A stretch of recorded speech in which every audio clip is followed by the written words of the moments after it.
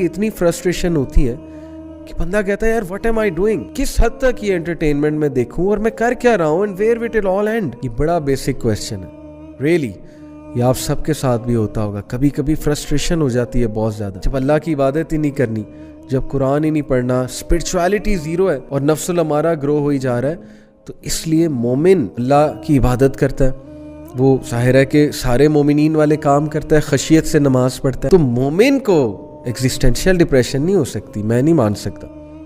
تو ہم اس سینس میں کہتے ہیں کہ مومن کو ڈپریشن نہیں ہوتی, مطلب ہوتا ہے ایگزسٹینشیل ڈپریشن نہیں ہو سکتی. مومن کے سامنے مقصد ہے, اتنا بڑا مقصد ہے بھائی, دنیا کی بڑے سے بڑے حادثے کا وہ مقابلہ کرے گا یہ سوچ کے کہ یار اللہ کی طرف سے ٹیسٹ اور ٹرائل آ گیا, الحمدللہ. یس ہٹ ہوگا, ہٹ ہونا نیچرل ہے.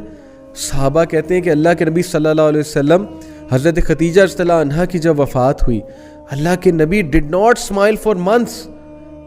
ایک کوٹ ہے کہ 3 months. Can you imagine the most smiling face on earth, he did not smile for months. تو ہٹ تو ہوئے, محبت تھی بھائی, سچی محبت تھی, اور کیا ہی ساتھی تھی حضرت خدیجہ رضی اللہ عنہا.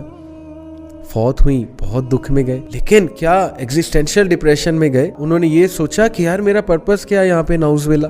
اللہ کے نبی صلی اللہ علیہ وسلم ہے, امپاورڈ ہے, تو کیا ہی اللہ کے نبی صلی اللہ علیہ وسلم کا ایمان تھا اور کیا ہی ان کی پرسنالٹی تھی صلی اللہ علیہ وسلم.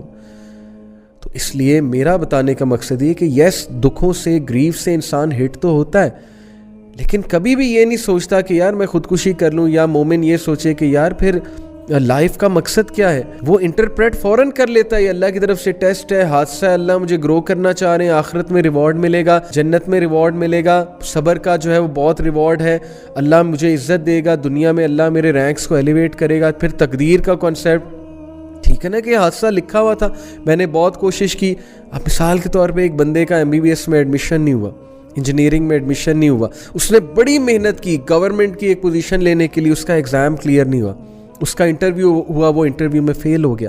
کیسے ڈیل کریں گے آپ ڈس اپوائنٹمنٹ سے؟ بتائیں مجھے, کیا فلسفہ ہے آپ کے پاس؟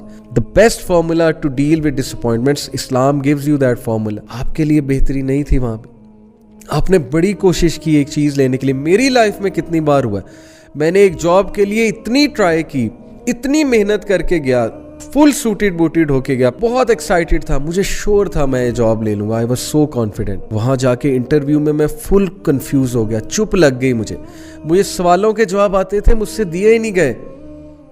اب میں باہر آیا, میں فل جو ہے وہ اس میں شاک میں, ڈپریشن میں چلا گیا کچھ دیر کے لیے کہ یار یہ ہوا کیا ہے. But then Islamic philosophy of life brought me back کہ نہیں, اللہ کی بہتری تھی, اللہ نے کچھ کام لینا تھا نا. الحمدللہ ثم الحمدللہ. آپ دیکھیں after years now I am doing دعویٰ ورک. تو کیا پتا اس جاب میں جاتا, پتہ نہیں میں دین سے دور چلا جاتا. اللہ معاف کرے, Allah knows best. This philosophy will save you. شکر کریں آپ مسلمان ہیں, شکر کریں اللہ تعالیٰ نے آپ کو اسلام کی نعمت سے نوازا ہے, اس زندگی کے فلسفے سے نوازا ہے جو آپ کو ہمیشہ دنیا کی مشکلات کو فیس کرنا سکھائے گا. اور انشاءاللہ آپ کو جب بھی لائف ہٹ کرے گی اور گھٹنے کے بل جو ہے وہ گرا دے گی, تو تب that is the time you will prostrate and then you will get up, you will rise like a مومن, you will rise like a warrior.